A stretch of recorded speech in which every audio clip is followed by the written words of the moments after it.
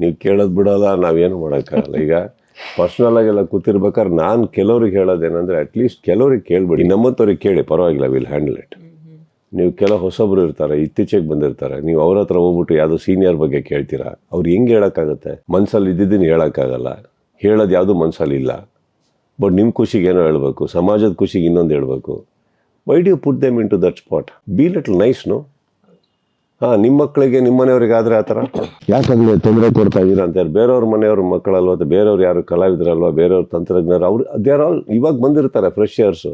ಈಗ ಅಷ್ಟೇನೋ ಮಾಡಿ ಅವ್ರ ಹತ್ರ ಹೋಗಿ ನೀವು ಹೇಳಿ ಇವ್ರ ಬಗ್ಗೆ ಏನು ಹೇಳ್ತೀರಾ ಅಂದರೆ, ನೀವು ಏನು ಹೇಳಬೇಕು?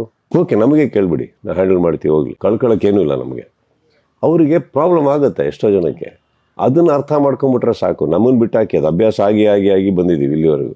At least pay those people from my industry, they are all very vulnerable, naive, scared, ಇನ್ನೂ in search of careers and positioning in the industry. ನೀವು ಅವ್ರಿಗೆ ಹೋಗಿ ಹೇಳಿದ್ರೆ ಚೆನ್ನಾಗಿರುತ್ತೆ ಹೇಳಿ. ಹೊಸೊಬ್ಬರಲ್ಲಿ ನಾನು ನೋಡಿರೋದು ಇತ್ತೀಚೆಗೆ ಒಂದು 4-5 ಸಿನಿಮಾ ಆಗಿರ್ಬೋದು. ಬಟ್ ಅಟ್ಲೀಸ್ಟ್ ಇವಾಗ ನೀವು ಕೆಲವು ಕೇಳಕ್ಕೆ ಹೋದರೆ, ನೀವು ಒಂದು ರೇಂಜಿಗೆ ಧ್ರುವ ಅಟ್ಲೀಸ್ಟ್ ಒಂದಿಷ್ಟು ಆನ್ಸರ್ ಕೊಟ್ಟಾರ ಅವರು. Is not worried about things. But how many people are like that?